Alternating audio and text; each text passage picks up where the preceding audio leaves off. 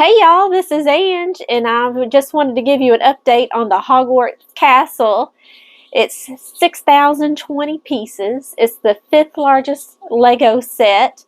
And before I start building the towers and everything else with it, I just wanted to show you all the progress so far. It's probably the craziest Lego set I've ever done. It's taken a very long time, but I just wanted to talk about some of the details. It has 4 books with it, so we've completed, this side is book 1 and part of book 2, and this side is book 3 and part of book 4.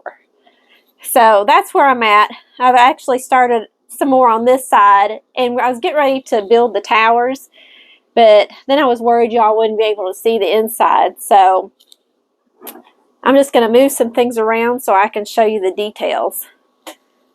But before we get started on the inside of the castle, I just want to show you, so here are the boats that the first years get into to go to Hogwarts. And it's only the first years that get into these boats. And here's Hagrid's hut, and look how tiny it is. I've got it right beside the boats here. I've got a little spider here, and little pumpkins going on. And here's where the first years get off their boats and go into Hogwarts. Very neat. And then, so we actually have the Great Hall is up here. And I'm going to shine my light so that you all can see. It's like Lego had designed it to have the effect of stained glass windows. So I put my flashlight in it. It's actually all around. And let me turn it. And you can see it has like the stained glass sort of thing right there. So I thought that was really neat. And it's little Lego pieces. I call them the coins. I don't know what they're, and there's some flat pieces in there too. But little coin pieces, clear, different colors. Here's the courtyard. I just built this yesterday. And there's some little, if you look closely, you can actually see they've actually got some benches and stuff down in here. You can kind of see it, and there's the clock here. So it's really neat. And all around the edges of this courtyard, you can see the windows going on. And those are just some really neat pieces.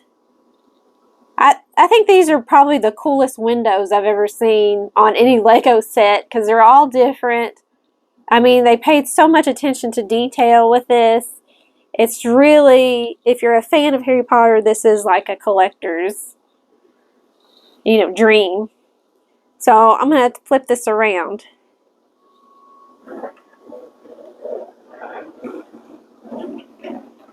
So there's the Great Hall.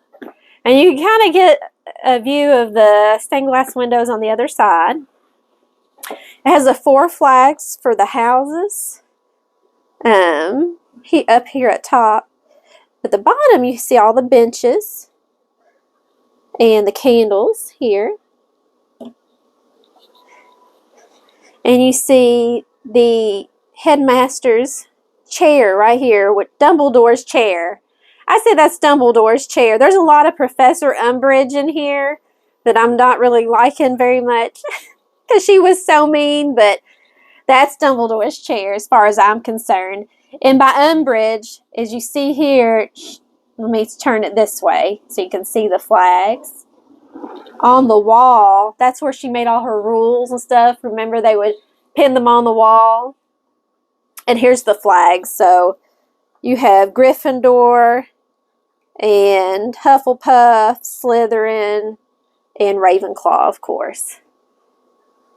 So, and I just wanted to show you all that before I closed it up. And then let's take a look down here at the bottom. So I don't know if there's more to this yet or not, but the Chamber of Secrets, of course. You got to have the snakes going on. And here's the entrance here. And the doors to the Great Hall, they do open up too. So I think that this one doesn't open. But all of this right here is a little area. It's got the snakes for the Chamber of Secrets. Very neat. Okay, I'm going to show y'all the other side. But another thing, if you look at before we get to that, if you look at how many pieces were put into making like the rocks and everything on the outside of the castle. I mean, they took a lot of detail to show, you know, it's up on like a cliff or something. So it took a long time to do all of that. And you're probably thinking, how long has it taken her so far to do this? Well, it's actually had some help. So 3 of us, it took on one day from 2:30 till 8 at night just to get most of this done. So if that gives you any idea of, I had one person working on this side and one person working on the side I'm getting ready to show you, and then, or 2 people working on this side, excuse me, and then so we've just continued on. So last night I worked on it and we got through like 2 bags. So it's going to take a while. So I'm hoping to get it done by this weekend and give you another update on everything. But let's go and look around. And I've actually got some classrooms down here. I'm trying to see. We have our potions classroom down here. And you can tell it's got some little potions and benches and stuff like that going on. Very neat. Let me see real quick. This almost looks like a little storage area. I'll have to make sure.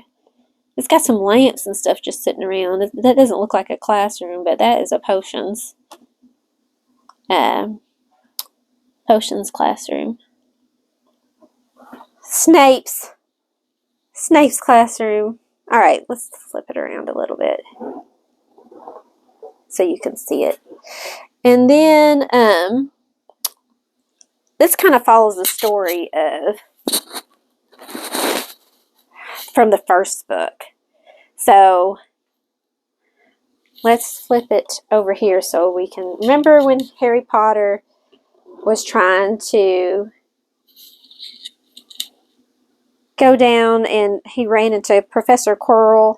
In the first book, he was trying to find the Sorcerer's Stone and where it was protected at. So here is actually the Devil's Snare. That was the first challenge, to get through the Devil's Snare. I think that's really neat. And here is where he had to get the keys. And there's some flying keys in there. You can see them. There's some stickers on the wall. And then there was some clear pieces. And there's the broomstick where he had to fly and get the keys. And here is the chessboard that they had to play wizard's chess. And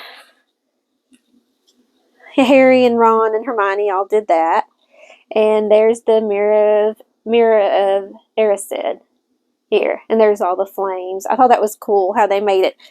Kind of made it look like that dungeon sort of thing with the mirror. That's where he ran into Professor Quirrell.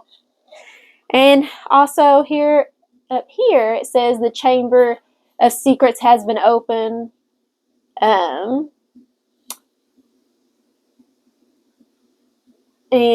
enemies of the air beware here. And so that goes into the Chamber of Secrets. Because these 2 pieces actually connect together. So we'll get more into that later.